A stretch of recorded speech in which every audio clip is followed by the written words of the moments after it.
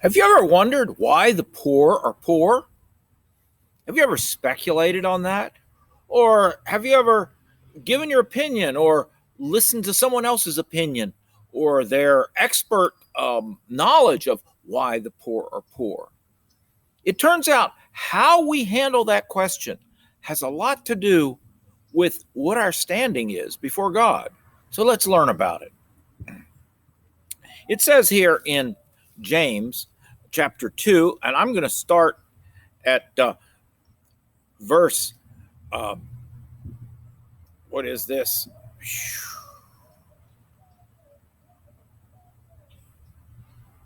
3, and go on to verse 4, which was what we're going to discuss. If you show special attention to the man wearing fine clothes and say, "Here's a good seat for you," but say to the poor man, "You stand there," or "Sit on the floor at my feet," have you not discriminated among yourselves and become judges with evil thoughts?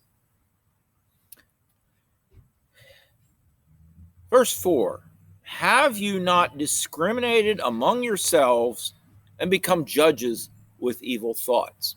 Now, the context here is, suppose a man comes into your meeting wearing a gold ring and fine clothes, and a poor man in shabby clothes also comes in.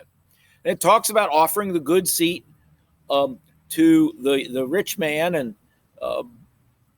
not so good seat to the poor man. And it's not quite the same today. You say, well, we don't do that in church today. Yeah, well, in churches in America today, there is a very strong social rule about the democracy of seating, that no one offers anyone else a seat. We don't have ushers anymore. When I was young, we had ushers that would lead you to a seat.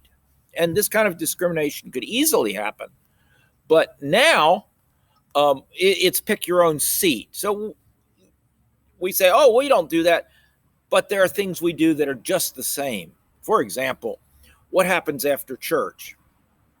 Really, an awful lot of people have a social event after church for lunch, either in the home or at a restaurant, nearby restaurant. And who gets invited? That's a complete stranger, and they show up at your church the first time. Who gets invited out to lunch? The poor person or the rich person? So there is this discrimination.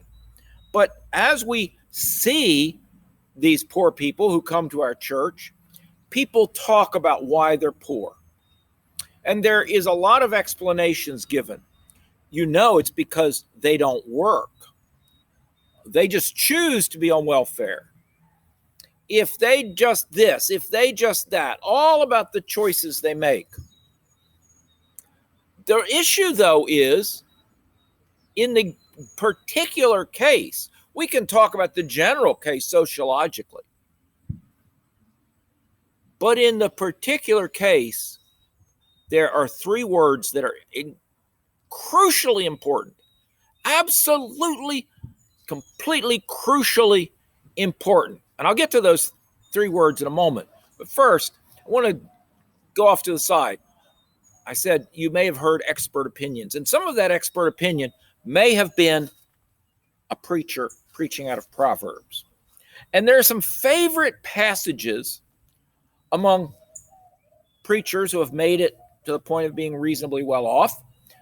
Favorite passages about the sluggard and how being the sluggard leads to poverty. And I'm not saying those passages are not true, but there's other passages that explain why the sluggard is the sluggard that bear looking into. That when you understand them well, is that many of these people, they're dealing with what may be considered some form of post-traumatic stress disorder that isn't their fault. There are some issues. I mean, look at this person. Says here in Proverbs that he's like a door on a hinge. Okay. Let's go up to the door and fix it, okay? Door! Get off your hinges and go down the hall. We need a table. Get up on those sawhorses. Be a table. Have you tried that? Does it work? Well, just tell that door to get off those hinges and go be a table on the sawhorses. Does it work? Oh. Maybe the Bible's trying to tell us that this person is bound by something they can't control, just as a door is bound by hinges that the door can't control. Did you think of that? I bet you didn't.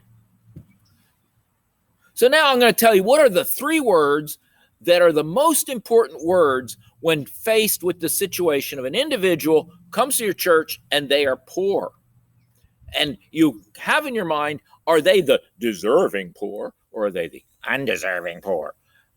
And how did they become poor? There's 3 crucial words. You don't know. And when you apply them to yourself, it changes slightly.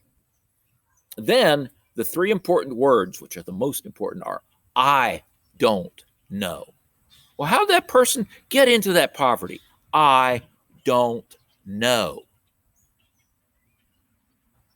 I said we were going to talk about what God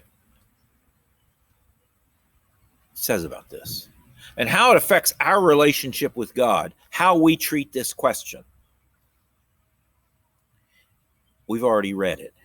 Have you not discriminated among yourselves and become judges?